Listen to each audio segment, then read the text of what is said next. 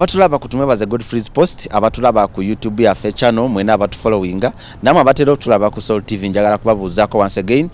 Tumwebaza Godfrey gegange era nga tuli ku ka segment kaffe aka advertise business channel. Of course kano twakaleetanga mukisa eri abantu bonna abakola business oba balina business ng'osobola okuintroducinga business yo eri omuntu abadde yeetaaga service nenga tamanyi wa kugisa. So ensonga lwaki twagamba nti mu kifo ky'okukosa social media ate mu kuvuma mu kuwemula ffe katuleete ebintu ebigenda okubanga bituyamba buli omu asobola okubanga aganyulwamu. Olunaku olwaleero nga bwe nabagambye tusinzidde ne Mulago ku Kafeero Road, Kafeero Zone era Kafeero Road. Abantu bandi muwulira funeral services muzitya temumanyi kiki ekibeeramu kyokka temumanyi ati za mugaso nnyo. Bantu bangi mutunze n'amataka ng'oziika muntu n'atunda ettaka lwakuba ayagala documents, ayagala kufuna omuntu we, bamukwatidde mu ddwaliro talina bwamutambuza n'ebintu bino bituyamba omala okuddiza emboozi eno ojja kubanga oganyulwamu nange nga nganyulwamu. Olunaku olwaleero nno omugenyi waffe gwe tuleese olunaku olwaleero y'omu ku ba directors, y'omu ku bakozi mu company eya Releive Funeral Services era agenda kubanga tunyonyola tweyanjulira tubuulire na biki bye bakola n'ebisigadde esimu zigenda kuba wezirawo ku screen. Ebisigadde tugenda kubanga tumuleeta si guno gwokka, tugenda kubanga tukomawo tunyonyole kati nga tutuuse ewaka n'ebirala naye sooka obuuzeeko ku batulaba beeyanjulire bakulaba kumanya omwami ono ani liwa okola ki okusinga nnyo nyakizaawo bonna abali ku nkutu kuno abatulaba. Amannya gange nze Ssenabulya Brian Lubowa. Ndi musajja yeekolera emirimu egiwerako naye ng'ate era nkola ne kampani eno eya Releive Funerals.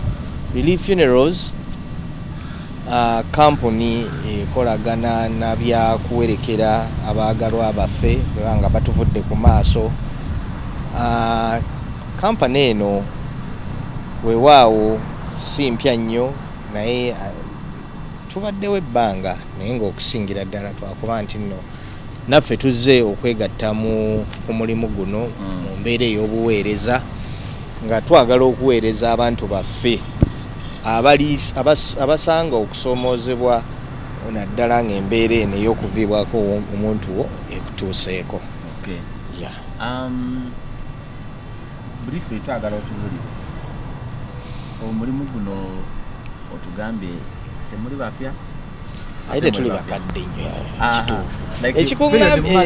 ekikugambisa nti tetuli bapya kubanga tuyinza okuba tutuuseeko mu lujja lwo somewhere somehow ng'otulabyeko naye nga we are still a new company ezze okubanga oluvannyuma lw'okutunuulira abangi ebizibu bye bayitamu nga baviiriddwako abaagalwa baabwe tulabye okunyigiriza mu bisale yakoze kituufu ebbeeyi ebeerawo oluusi ekaluubirira era erinnya lino lyolaba Releive kukuwewula ggwa omuntu bwe kibanga ekizibu kikutuuseeko tukuwewula mu ngeri nnyingi.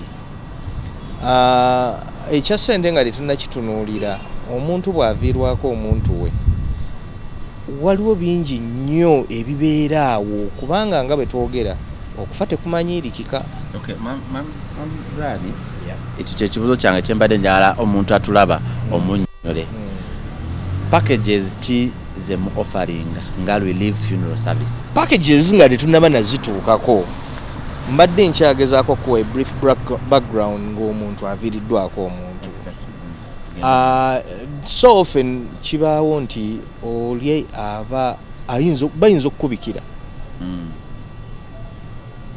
oyinza okuba obaddewo omusawo n'akubuulirira ddala nti mbutuufu omuntu ono tetwongera kukola ki wabula mu consentinge mukkirize tumugje mu bulamu bw'ensi eno nga kusaba kwammwe olw'okuba okubonaabona kw'abaakola ki kw'abaayitamu. Naye amawulire ago naawe abaddewo n'agawulidde ku radio gabakosa kyekimu era amawulire ago tegamanyiirikika mu mbeera zonna. Kati nno ffe Releive awo we tujjiramu. Releive ekyo nga kitubaddeko tubudaabuda. Now services zimu kuzitwogerako tubudaabuda okuva ku ddakiika gwe wootutegeereza nti omuntu wange Mukama amuyise, awo we tuyingiramu mu mbeera eya abadde waka afiiridde mu ddwaliro. Buvunaanyizibwa bwaffe okukukwatirako, era bw'aba afiiridde waka mangu nnyo emmotoka tugikuweereza ekukola ki, ejja nejjawo omuntu wo, najja eno gye tumukola ki muhoomu, gye tumulongooseza. Eno bwe tugamba nti tukulongoosa, mulimu dressing, mubaamu treatment, waliwo postmortem, nabyo will help you get through that process. Waliyo dressing, embalming, gundi nyingi nnyo ezijjaawo. Oluusi byoba tojja kutegeera, neffe kasita tukugira bwe kifo obuvunaanyizibwa tuba tubutudde. Omuntu waffe okumutegeka, okumwambaza, mubaamu okumunaaza, n'okuba okusalawo tugenda muterekawa. Oyinza okuba nga mubutuufu kyoyagala, togamba nti no bwe tutuukayo tuyinza okuba families ezimu kati tukitegedde kikumpi buli family erina omuntu abeera ebweru, nga mubutuufu mwali agadde mu mulinde, ne mugamba nti no, omuntu waffe katumulinde. Ffe tulina obusobozi obutereka omuntu oyo nga ali mu mbeera entuufu paka gwe tulinda oba oyo gwe twali essaawa ze tusalirako nti tunaaziika. Omuntu musobola omutereka for how long? Ne bw'oba otutumye nti tutereka omwaka, omuntu tumutereka. Ne bw'otutuma omwaka, kati kyengezaako kugamba nti we can save the body for as long as you ask us to do. Tulina abantu baffe bangi babeera bweru, abamu bafiirayo ne batakomawo. Muyina services ziyambako oba owooluganda wange afiiridde ebweru, muyina engeri gye muyambako ku process y'okuleeta omuntu oyo paka nga atuuse waka? Ku services ezimu ze turendaringa nga Releive tukola repatriation.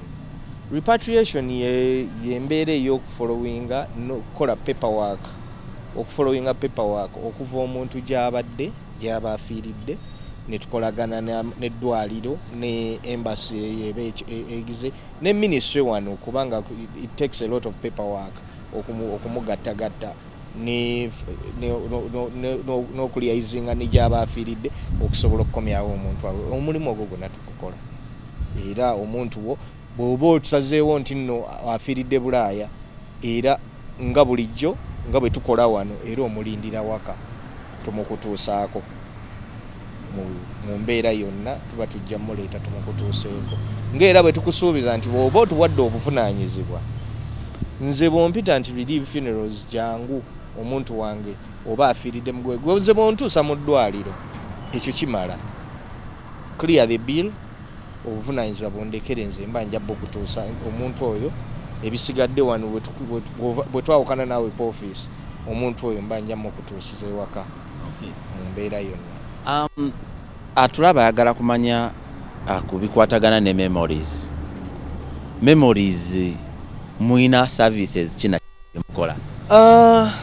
Omulembe gwe tulimu right now guli digital, and then n'ekyokubiri olwa covid zaatutaataaganya, si nkola yaffe ya kiddugavu nti abantu 2 be baziika, naye embeera etuuse ne tuba nti tewakyali kyemmanyi kyoyinza kukola, kubanga olw'ekirwadde kino ekigenze kituyitamu ennyo okuziika, numbers bazilimitinga.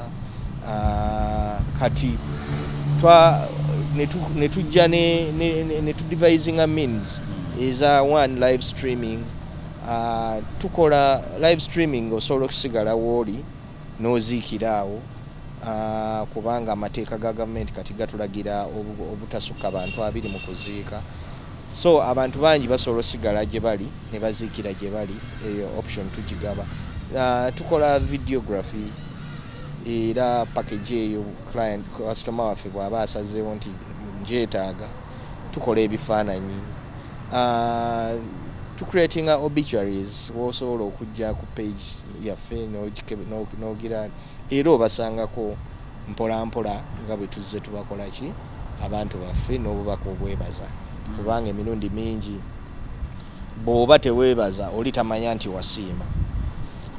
family nyingi wakati mu mbeere nebaawe ey'okubutaabutana oli kiyinza obaga naye era tukikolako follow up oli bw'ajja n'akebera ku peegi yaffe akiraba nti mutuufu bambi abantu be twaziikirako wadde tebaayogera mu kamwa kaabwe naye baatwebaza era baatusiima.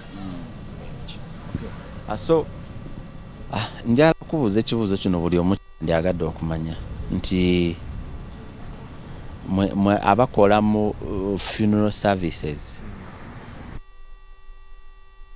abantu baffe mufune emirimu oba ekibuuzo ekyo kya buli omu era okiddamu buli atulaba yena kati ayagala kuwulira ekikuvaamu.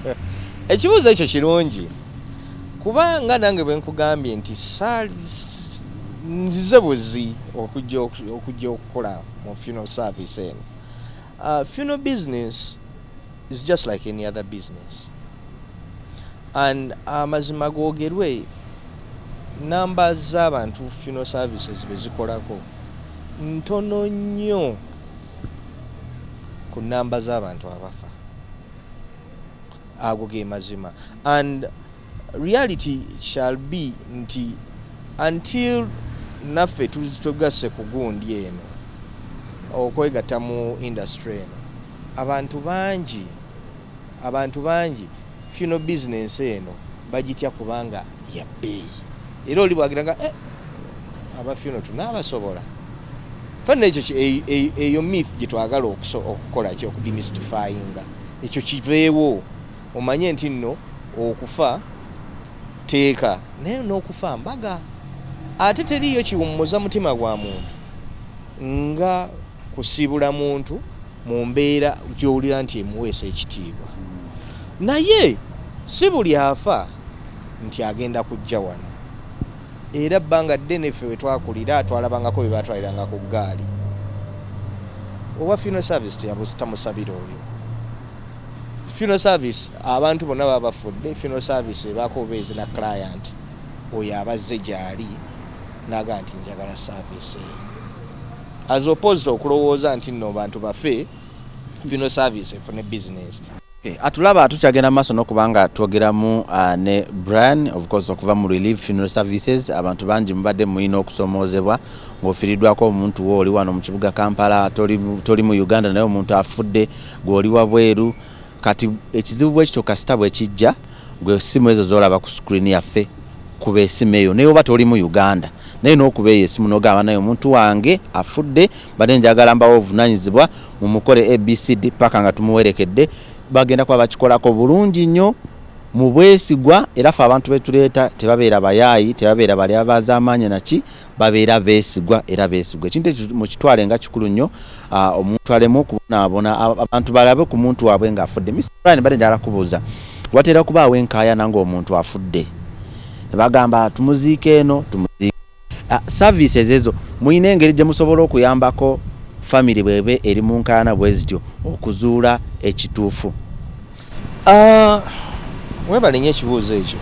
Kye tulina okusooka okutegeera nti mu society eno gye tulimu eyaffe eya Africa bingi nnyo biyita mu families era tubirabye others are too traditional, abalala too religious, tubirabye. Naye ffe omulimu ogwaffe okusinga service gye tuwa obuvunaanyizibwa bwaffe obusinga buli ku muntu oli bwe tuyita omugole bwe tuwerekera afunye ekyo ekigwanidde kubanga ye mugole. Kati emirundi egisinga family bwe zitandika okusika omuguwa omulimu gwaffe gwa kusooka kuteeka omugole ku bbali. Okitegeera? Tuteeka omugole ku bbali aleme kuba mu mbeera eno ey'okusika omuguwa ne tusooka tumediatinga ne families basobole okufuna consensus okuwa we bagenda okuteeka ki. Tubirabyeko some prominent people birabye era ne basooka ne settled in court, but how the right thing to do is soko je subject matter jije mu gundi mu kavuvu ngano kano fene tujiranga tumuterese ne tumala okutula ne family zimala okukola ki okugonjola ensonga zaazo ne tukkanya wawe tugenda oluusi neera amateeka gegalamula neffe omulimu gwaffe kusigala nga omuntu waffe omugole waffe akuumiddwa mu kitiibwa ekyo ekigwanidde okusinga okusika amataayi n'okwesanga ng'omuntu basuddeyo musuule ate gwe bagenza okuwummuza. Brian, abantu bangi bafunye okusoomoozebwa nnyo nga bali mu kuwerekera omuntu akampani gye baba maybe bakozesezza oluusi negaana negamusooke musasule ssente yaba okuswala okubeera awo. Mwe kampani yammwe kiki ekyenjawulo ekijawula ku balala, that quality gye mugamba nti ffe tuyina kino? Well, kyolina okusooka okutegeerera ddala nti mu buntu tugambye nti Releive erinnya oliwulidde kuwewula muntu. Kati omuntu lwabazze okumuwewula tuba twagala nnyo tujje nze nkulaga kiki kyennina, nkulaze kiki kyennina, era as opposed to ekisinga okuyitingana mu bantu. Nze aba Releive tukola ku muntu from the lowest budget to the topmost budget. We are here to offer services. Tetuziikira ntuzikira bagagga, tuzikira kati client bw'obozze wano n'oba nga olonze Releive Funerals yebeekuyamba, ffe tukuwa packages zaffe nga bwe zikola ki, bwe zitambula. Era so often ononda n'omanya nti kino bwe nkiruma naasobola okukimira, okitegeera. Ffe olwo ate tetuba tetunuulidde ssente, kubanga ffe omulimu gwaffe is to offer service. Era tutandikirawo ne tusimbula ne tugenda tukole omulimu nga bwe tukoze eki bwe gutulagiddwa. Kati mu mbeera eyo naffe tukuwa obudde, genda otandika okwetereeza, okitegeera. Kasoba nga oclearinze bill ku ddwaliro in the event afiiridde mu ddwaliro, ffe we shall take it from there. Ne package eyo gye tuba tukanyizaako esobola okujja mu nsawo yo ne tugenda. Kati bino ebya ssente era naawe onoonya nga naffe bwe tutambula bwe tukola ekyo mukolo, kubanga wano so often tuziika normally omukolo guba gwa nnaku 2. Afudde leero oluusi tuziika enkya. Unlike certain circumstances ezigamba nti tuyinza okulindamu ne whatever it takes, ffe ekya ssente kijja eri nga tumaliriza, era bwe buvunaanyizibwa obubeera wakati wange naawe. Omuntu omunnyonnyola atulaba agala kumanya omuntu afudde, waliwo ebintu bingi ebibeerawo. Waliwo okukola order of service, waliwo church, waliwo coffin, waliwo t-shirts, waliwo ebyo byonna. Kati omuntu afiiriddwa omuntu we aze ku Releive, byonna ebyo mubikola? Nze okugeza bw'obanga ompadde obwesige ng'owadde Releive obwesige, bwe bw'otuuka wano t-shirt mbuulira kala gy'oyagala. Oyinza okubaako n'ebigambo bye waali agadde bibeereko. Wreaths, ebimuli by'onookozesa obungi bwabyo, gwe mbuulira bubuulizi nti njagala ebimuli ebyenkana bwe biti mu price. Nze nja kuwa price gundi yaffe gye tulina eya wreaths. You don't have to move anywhere. Video, order of service, name it, buli kyoyagala is a one stop shop. Bw'oyingira ova wano nga buli kimu okimaze, gwe ng'ogenda ewaka ng'olinda muntu omugole waffe oba mukadde waffe oba muganda waffe, kyonna kikiri mu kitimu abaagwa, ffe tuba tugenda kutuukako. Mukola kuva dina debate eyo baddewo okusingira ddala mu bayabuyinza abatutwala. Okufa tekuliiko ssaawa, omuntu afa essaawa yonna ku Katonda kusalawo kwe, era ekyo tukimanyi nti okwo kusalawo kwa Katonda essaawa yonna omuntu bamujjulula mu bulamu bw'ensi eno. Era naffe tweyama nti tukola essaawa zonna, tetuliiko ssaawa nti wano we tukoma. Gwe buliwo essimu yaffe, kuba ffe I mean, as much as bagamba death is not an emergency, but ffe buliwo tukubirira, we are around the clock to serve you. Tulina services zitatera kukoonako. Abantu buli lw'ofiirwa Omwagarwa, so often people get devastated. They need counseling. People need guidance on how to run some of these things. Nze nali tukula oluusi ffe, death today is not like death in the yesteryears. omuntu luli akulanga nga tolabanga kumufu luli wakulanga nga mbutufu baga nti gundi afudde nga tosembera nayo era it is now naye lwakuba bagamba obukya buziba weekanga nga yali atudde emabega goli maaso nga really gwe gwe balina okubuuza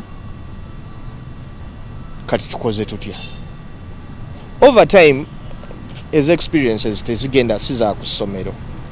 Those are life experiences. You cannot run away.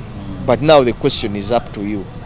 Kati abantu abo tubafuna nnyo nga tamanyi one kya kukola, how to run it. So often ebyo ebintu bibaawo. So for Releive, that is why we are Releive.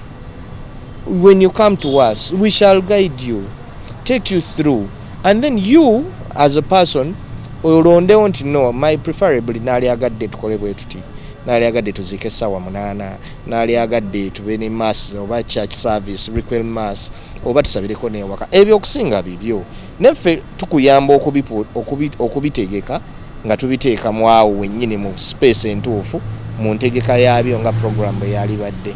Abantu bangi babonabonedde wano Mulago si Mulago wokka malwaliro ag'enjawulo wabeerawo babulooka wabeerawo abayayaawo ofiiriddwa omuntu weyenze nsobola okufunira ambulance nsobola okufunira keesi nsobola nga talina waatandikira abamu ne batuukano waliwo n'okugamba nti omuntu wange afudde bamuggyemu simanye ensigo bamuggyemu biki.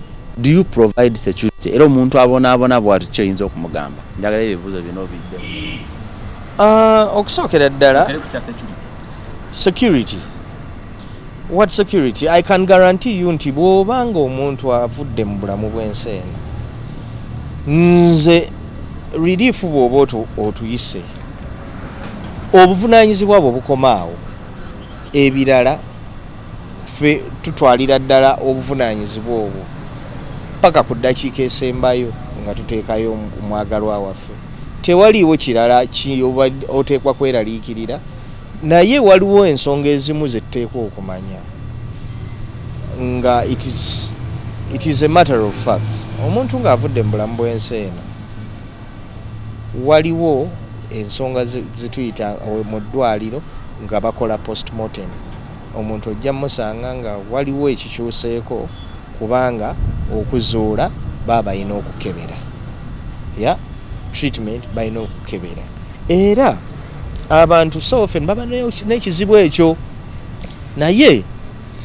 omuntu waffe ng'avudde mu bulamu bw'ensi eno security gye tukuwa nti ffe bode bwe tuba tugikutte bwe tuti it shall be the same body to the moment we get to your home to the moment we bury.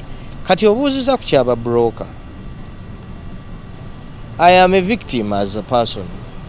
Naffe bitutuuseeko over time nga tetunnaba kujja kukola ki ebintu ebyatuwuliriza ebimu okujja okugamba nti katujje naffe tuweereze.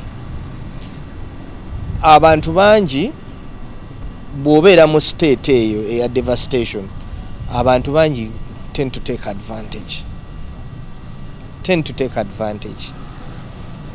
Akugize waliwo gwe bawadde ssente z'ekkeesi kankugwe ngenda kuwa ekkeesi olw'okubanga oli mu kubutaabutana ogenda okulaba nga tokyamulaba tomumanyi abikugambye bugambi ogenda okulaba nga akoze eki. And so often ebizibu bingi nnyo ebyetobeka mu mbeera eyo kubanga ekituufu kiri nti gwe toba mu right sense yo mu ddakiika eyo ng'ekintu kikola ki nga kiguddewo ate otandika okurecallinga ebintu bino oluvannyuma noga nti ate waliwo yatugambye bw'ati ate yatugambye bw'ati ate yatugambye agenda tuguza essuuka ate teyazituwadde. Ebyo bikola ki? Obwo bwonna buzibu bwakuba nti nno todirinze na muntu gwomanyi nti nno ye reference nti buli kinaabaawo nina omubuuza nti lwaki ekintu kino twagambye kino ekintu kikole ki twagambye kino tukyagala nagambye onkolere bwoti kati lwekibeera nga kiri documented nti osabye bwoti ne bwoti ne tutiikinga out of everything ogenda okukiraba nti obwo buzibu oba togenda busanga.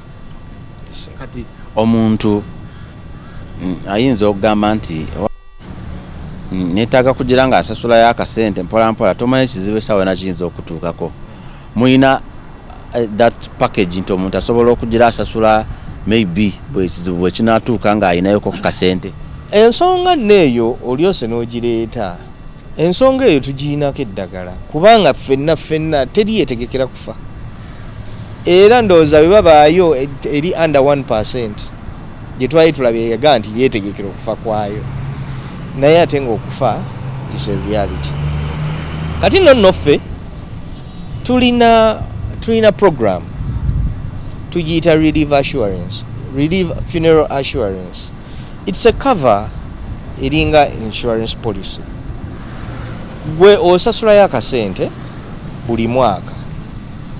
Ensonga yonna bw'eba eguddewo mu mbeera eyo, ffe tukola ki? Ffe tujjabuzi, you do not have to pay a penny more. Kuliko preconditions nga tewetta, kubanga waliwo ayinza osalawo n'akuwa wano essente n'agenda yeetuga oyo tetumukolako, era nga bw'omanyi amateeka mu insurance bwe gabeera. Naye nga ffe twagalayo akasente emitwalo 8 omwaka for an individual. Then waliwo package eddako ya mitwalo 12 n'ekitundu for an individual. Waliwo n'emitwalo 2 ne family package tuba nazo, era more and more you can get the details bw'oboze n'otulaba. Naye nga bwekyo kiba kibaddewo, tuba tujja kuwa package eyo erimu transport wherever you go, erimu coffin, erimu ne professional service yonna nga bwe twali gibadde koze ekyo tugikuwa. Era ekyo omutima bangi nnyo abatugezezzaako yadde tebafudde obweraliikirivu bwabwe ate bwe bwakendeerako, kubanga so often abantu nadda nga tugenze mu myaka ano nga tukula otandika okumanya nti oyo agenze maybe nzaddako, kubanga it's a fact of life. Abantu abamu ozegamba nti bw'ojoininga such company nenzija nga bukulirivu nentandika okusasula, balowooza nti oba weetegekera oba weereetere ogenda kufa oba weeyitira okufa. Kankuwe kyakulabirako. Wano e Uganda teri yakwata ssente kuziwa ddwaliro, n'ekyo tekitegeeza nti tetulwala. Era kya bugunjufu, I mean kyanjawulo ddala gwe okumanya nti olowooza abasasula medical insurance tebalwala. Kati bwe banga bo balwala bakaluubirirwa kyekimu nga gwe agenda osooka okugenda okunoonya ssente ng'olwadde. Weebale nnyo. Kati okuba nti ebintu ebimu byo bya butonde birina okubaawo. Omubiri gulwala, omubiri gukula, omubiri gukoowa, omubiri guwummula. Ebyo you cannot run away from any of those. So ayeetegekedde, era ng'Abaganda bagamba nti ekirya jjo bakimutika. Kati buli lw'omanya nti no and you stop procrastinating, it helps you, because reality will strike. Whether it is today or tomorrow, reality will strike. Kiringa kukaddiwa. Ne bwe osalawo emyaka ne giba 2 era batuuka ne bakola nti gundi owa2 okaddiye. Tukolera ebijja mu mbeera zonna, top tier, middle, buli omu buli kika kyakijja tukikola, kuba we have a team, a construction team. Ne kyesaakukoonyeeko nti ne bwe tuba tugenze nga tufiiriddwa omuntu, tugaba service okuviira ddala mu ddwaliro paka ku nnyumba ey'olubeerera.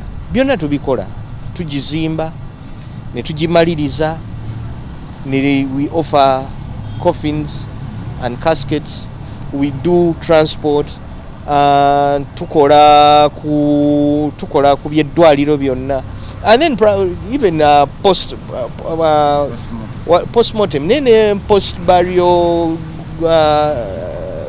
post-burial relations nyingi ze tukola.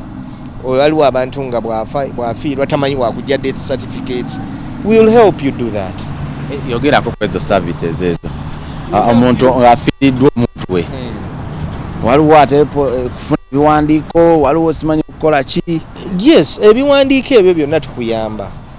Tulina obukugu n'abakugu abamanyi abasobola okuyambako okusobola okugoberera ebintu ebyo. Kati documentation ezo ezisinga era osanga nnyo abantu nga omuntu yafa, death certificate tebamanyi wajjijja, tebamanyi wakutandikira. You come wano ffe tukuyamba. kyenjagadde okukoonako n'ekirala eri baganda baffe bonna si buli muntu nti aziika waliyo baganda baffe abookya which we call cremation we are responsible ekyo nakyo tukikola eyo service we do cremations era netukutuusaako egundiyo wonna wooba oli bwekiba nti no that is the wish of the deceased oba culture nga kyegamba era ekyo nakyo tukikola kye waliwo ekirala kyenjagadde nkooneko we do exhuming kyekiriwo ekyo kinyonyole bulungi mu Luganda kuba nti nno kuba olaba enkulaakulana eno ezze nnyo mu ggwanga lino ebyali ebyalo kati byafuuka ebibuga ebyo bizze ne bisensera we tutudde ku bijja byaffe omanyi we tuziika tutera nnyo biyita ebijja kati ebibuga bisembedde nnyo ku bijja byaffe tugenze ne tukola ki ne twesanga ng'abaali mu kyalo kati tutudde mu town nga mutuufu n'amateeka oluusi authorities esikyatukkiriza kuziikawo nga ate mwine ekibanja essingo mwine ekibanja e Masaka nga mwali agadde abantu baffe bano bakadde baffe bonna tubajjululewo kati ffe tusobola okukola omulimu ogwo ne tubaziikula ne tuddeena ne tuddamu ne tubaziika ne tubawummuza eyawalala ate gye munaafunira emirembe n'enkulaakulana ogirabye ekyuse nnyo tusanzeeko awaaliiko ekijja nga waliwo petrol station ebintu ebyo byonna ate n'osanga family nga zibutaabutana tamanyi kyakukola n'ogwo gwonna as long as it is legal abantu babadde babonaabona n'okunoonya services zifaanana bwe zityo kati njagala kamera yo yeeyo tunulemu abantu obanyonyole bulungi bwe basobola okubasanga amasimu gammwe basobole okuba nga bafuna obuyambi Releive Funerals nga bwe mbanyonyeddeko emabegako katono omulimu gwaffe twetoololera kuyamba kubudaabuda abo bonna ababa baviiriddwako abaagalwa baabwe tuli kampuni ekola obuweereza obwo mu bwesimbu ate era nga bw'oba otwetaaze okukuyamba otusanga ku plot 429 Mulago Kafero Zone Road era ekipande kyaffe ojja kiraba kiri mu langi zaffe eza kakobe oba papo tuliraanye Sira Tents bw'oba ogezaako okuaccessinga offices zaffe bw'oba accessinze through the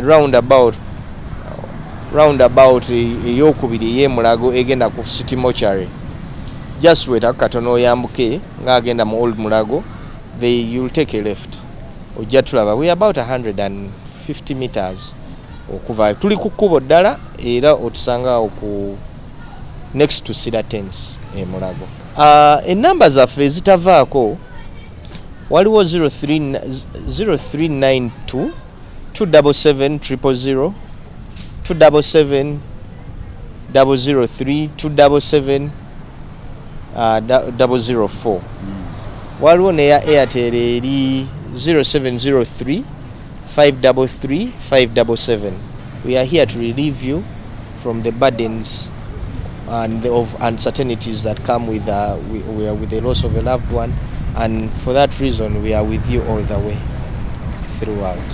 So finally muwulira mutya okuba nti nange nganze nga Godfrey ngenda kubeera part ngenda kubeera brand ambassador outside about Releive Funerals ng'abantu mbategeeza nti temubonaabona omuntu osobola okumuwelekera mu kitiibwa ng'oyise muffe aba Releive Funerals. Mwami tumwebaze. I am elated honestly having someone in a degree of responsibility with from feedback we have as an honest man okuba nti no being our ambassador, or we want to attach our resume onto what you have already, respectable in society.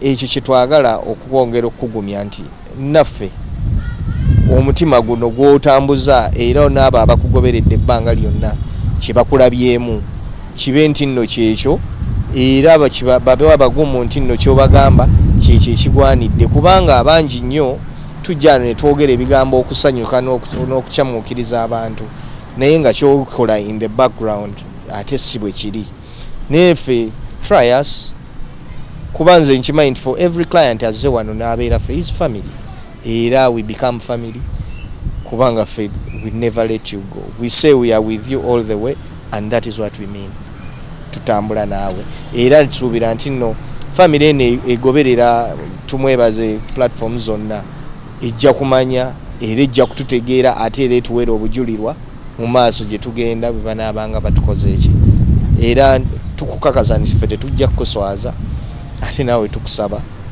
uphold the brand nga bwe tugiraba as an ambassador.